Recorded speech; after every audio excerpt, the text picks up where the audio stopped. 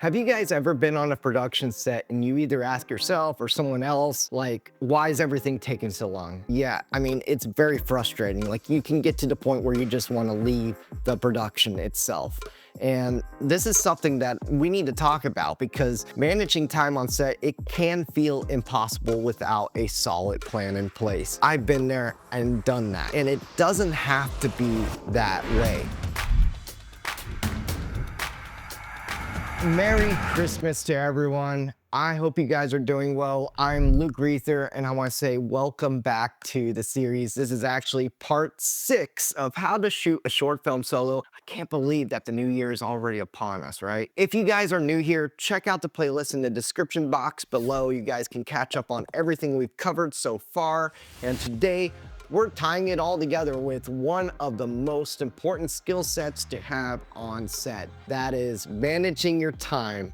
Well, essentially managing your time wisely on set is what I should say. Because staying on schedule is actually one of the biggest challenges that many of us face. And if you guys are not careful, like, we all been through it, right? Delays can spiral us out of control. It can eat into our budget, and it can force us to actually cut shots.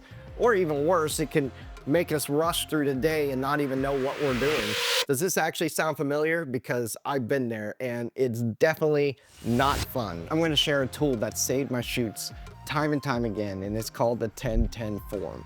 Have you guys heard of this form? It's literally the biggest game changer that I've ever ran across, and it's absolutely incredible. Now, a few years ago, while working on a short film called The Coin, I learned about this form from the first AD that was on set, and she was absolutely incredible and managing the whole entire set. And this tool, it just quickly became my go-to for every production moving forward. Now, let me show you guys how it works and why I think it's actually very effective to have on a production set. The 10-10 form is a production scheduling tool that breaks your day into manageable blocks. It's actually designed to help you stay organized and on time, and it helps us reduce the chaos of a shoot day. You guys can actually download it. It's free. It's in the description box below. You guys can use this for your production sets, and you can follow along with me while I show you guys how to use this form. Now, when you first look at it, it might seem like a lot, but trust me, it's very straightforward. I'll walk you guys through every section step by step, starting with the basics, and that is right here at the top of the form. We're gonna enter the title, which the title is gonna be Mia, or put your title in, but this is for our production, right? Next, we're gonna put in our location.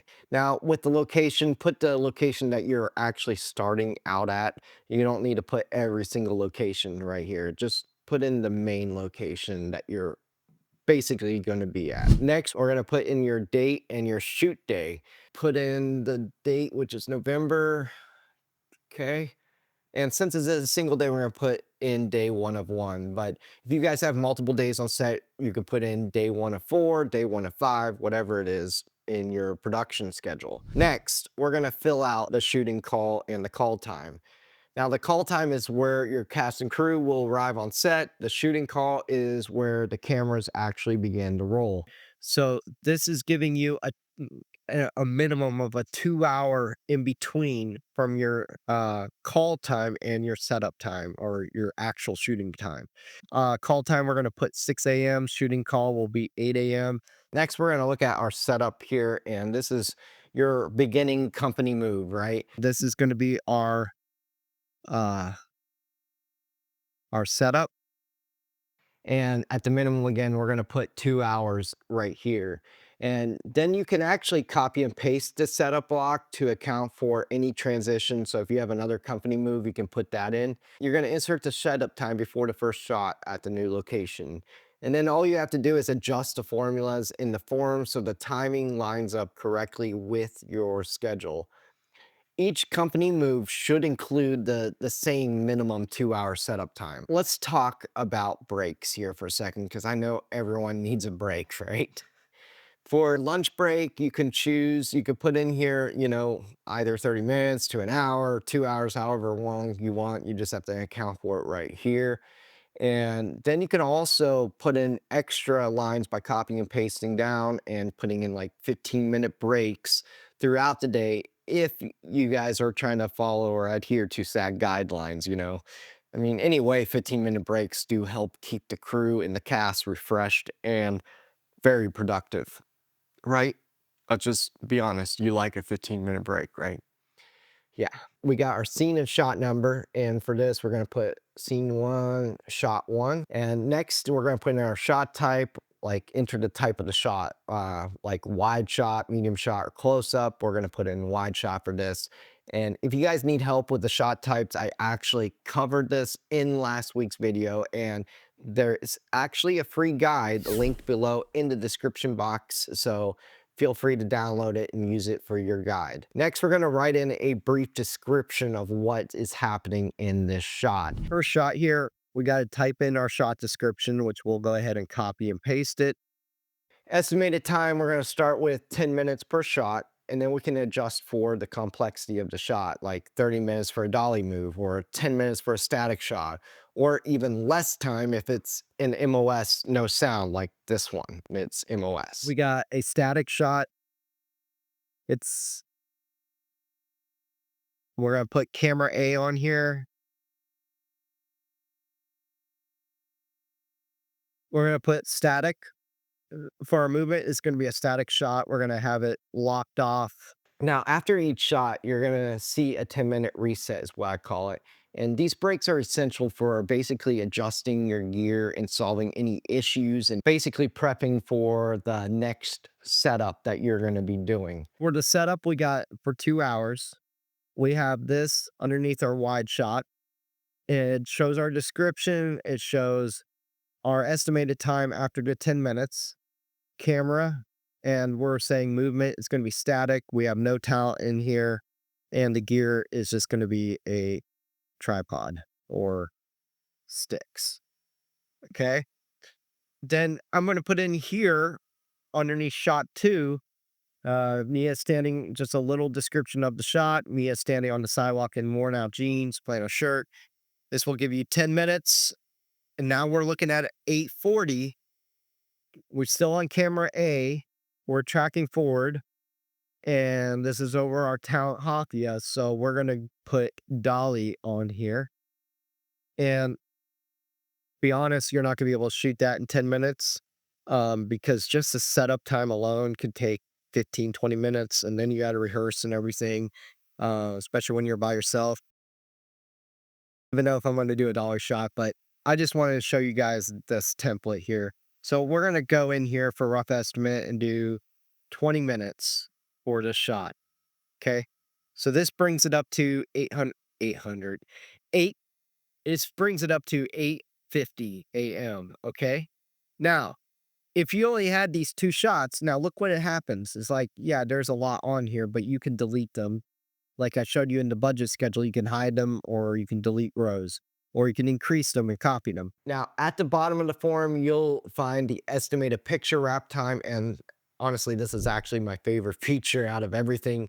It calculates your finished time, which literally helps us stay on track. And I found this feature to be very accurate.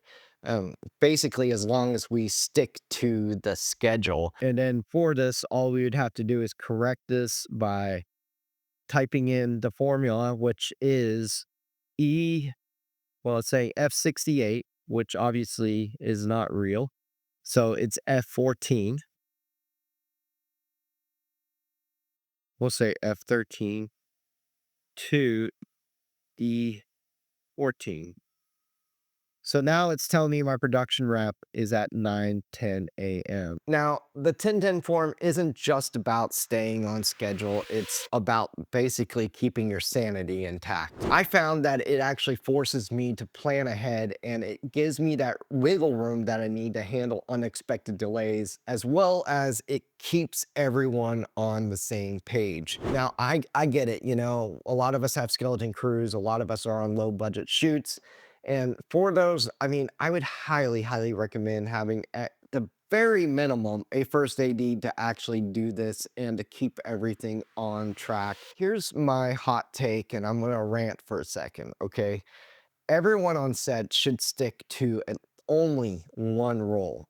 I mean, I've seen it too many times where a director slash writer wants to be the actor on his own production, and this never works, okay? Think about it for a second. If you guys are acting, who will be blocking and giving direction to the rest of the cast and crew?